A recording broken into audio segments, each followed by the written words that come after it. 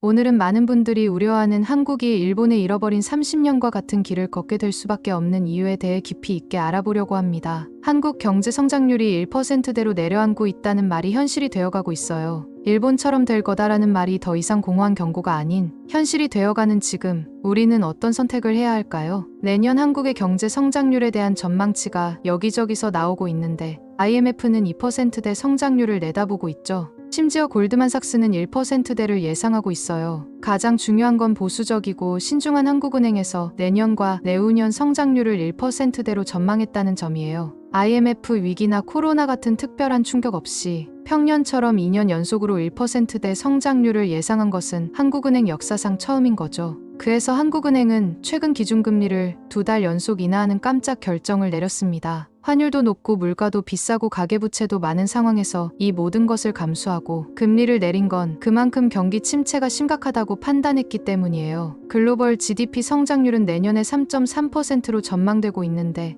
우리나라는 이보다 훨씬 낮은 수준이죠. 선진국은 성장률이 낮은 게 맞지만 문제는 OECD 회원국 중에서도 우리가 최하위권에 속한다는 사실입니다. 지난 3년간 한국의 성장률은 OECD 평균보다 낮았어요. 항상 OECD에서 우등생이었던 한국이 이제는 최하위로 밀려난 거죠. 한국의 인구 구조 변화는 일본보다 훨씬 더 빠른 속도로 진행되고 있어요. 2020년 한국의 합계 출산율은 0.84명으로 세계 최저 수준을 기록했죠. 이는 일본이 가장 심각했을 때의 출산율보다도 훨씬 낮은 수치입니다. 통계청에 따르면 한국은 2025년부터 생산 가능 인구가 매년 30만 명씩 감소할 전망이에요. 그리고 2067년에는 한국의 노인 인구 비율이 46.5%에 달할 것으로 예상됩니다. 이는 일본보다도 더 심각한 고령화 속도죠. 경기도의 한 제조업체를 운영하는 사장님은 10년 전만 해도 구인 광고를 내면 젊은 인재들이 많이 지원했는데 지금은 2달 동안 광고를 내도 지원자가 한 명도 없다고 토로하셨어요. 생산 라인을 자동화하는데 모든 비용을 투자하고 있지만 그래도 미래가 불안하다고 말씀하시는데 이것이 바로 인구 절벽이 실제 경제에 미치는 영향의 한 단면입니다. 내수 침체 문제도 심각해요. 보통 수출이 안 좋으면 내수로 버티는 방법이 있다고 하지만 우리는 이게 어렵죠. 내수 규모가 크지 않고 돈을 쓸 인구도 많지 않습니다.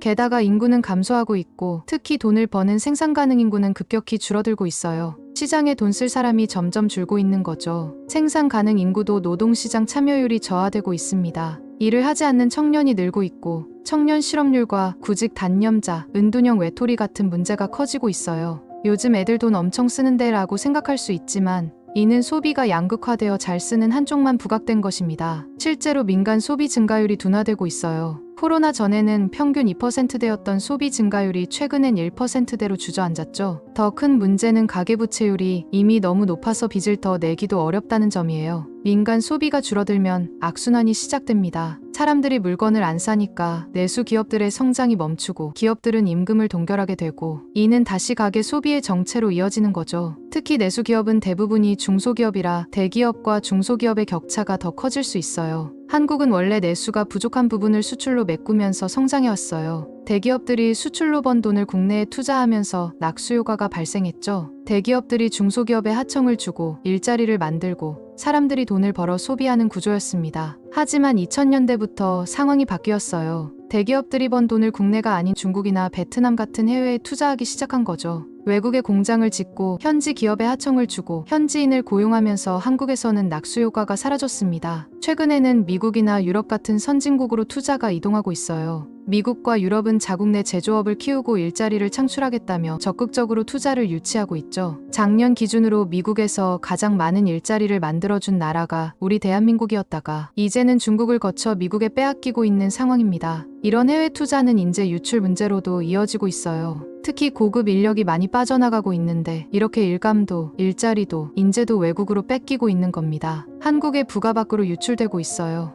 낙수 효과가 아니라 누수가 되고 있는 거죠. 그나마 기업들이 번 돈도 유보금으로 쌓아두고 재투자를 안 하고 있어요. 하지만 이건 마냥 기업을 탓할 수만은 없죠. 한국이란 나라가 성장이 멈췄고 투자할 매력이 떨어지는데 희생적으로 투자하라고 하기는 어렵습니다. 정부가 투자를 주도하려고 해도 세금이 부족해요.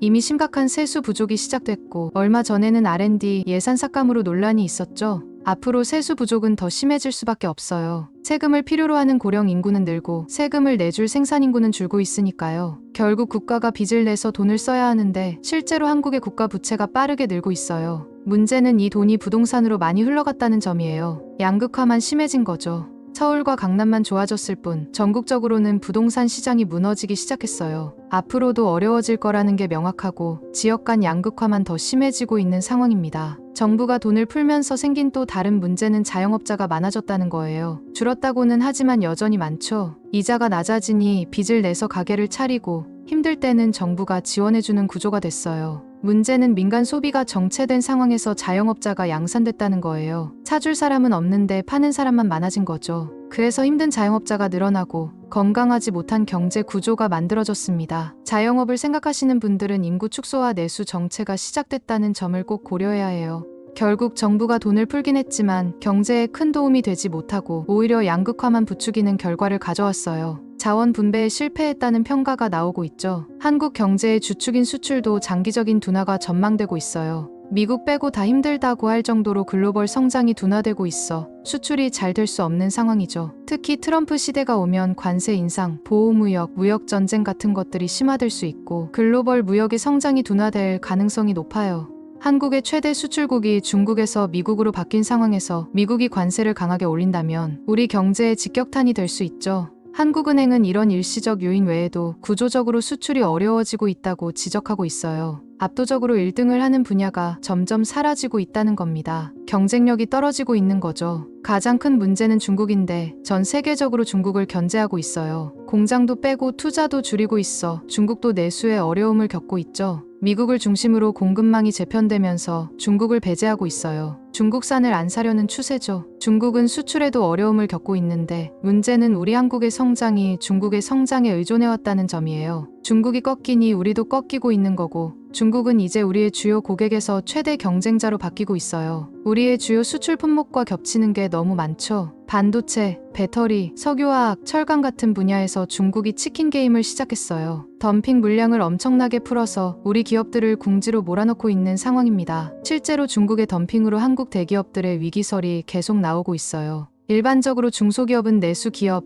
대기업은 수출 기업인 경우가 많은데 수출 부진은 결국 대기업의 부진으로 이어집니다. 자본도 해외로 유출되고 있어요. 대기업들은 해외에 투자하고 개인 투자자들도 해외 채권이나 주식을 사고 있죠. 국내 주식 시장은 투자 수익률이 안 좋아서 살 이유가 없는 상황이에요. 성장률이 안 좋은 나라가 되니 투자를 꺼리게 되는 겁니다. 국내 주식을 안 사게 되면 기업들이 자본시장에서 돈을 끌어다 쓰기 힘들어지고 상장도 어려워지는 악순환이 일어나요. 개인과 기업이 서로에게 투자하지 않고 있어요. 기업은 내수 시장에 투자하지 않고 개인은 국내 기업의 주식을 사지 않는 악순환 관계가 됐기 때문에 국내에 자본이 돌지 않게 된 거죠. 이게 저성장의 한 요인이 되고 있습니다. 성장하지 않는 시장에 투자하는 것은 실패할 가능성이 높아요.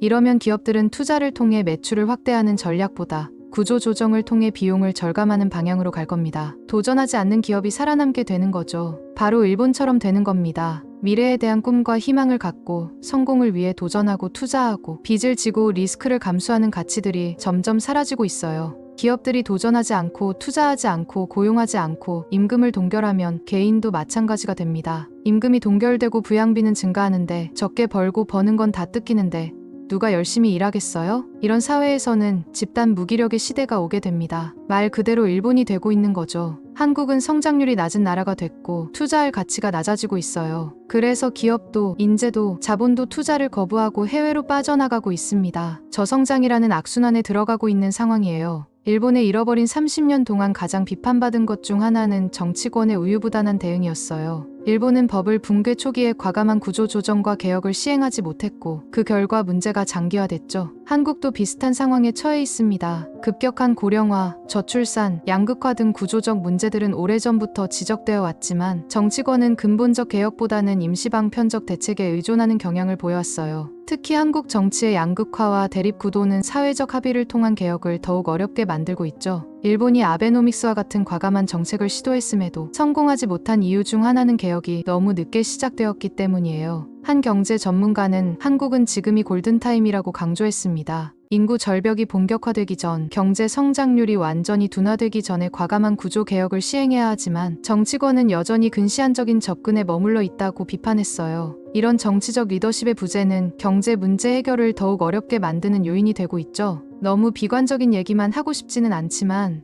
우리는 할 수 있다. 한국은 쉽게 무너질 나라가 아니다라는 말만으로는 부족해요. 일본도 극복하지 못한 이 저성장 함정을 우리가 극복하기 위해서는 많은 과제가 있고 무기력한 사회로 가는 흐름을 막는 것이 점점 어려워지고 있습니다. 그만큼 리더십이 중요한 시기죠. 과연 한국의 정치가 이 난국을 타개할 리더십을 보여줄 수 있을까요? 지금까지 지식 배터리였습니다. 다음엔 더욱 좋은 지식으로 충전해드리겠습니다. 구독과 좋아요는 사랑입니다.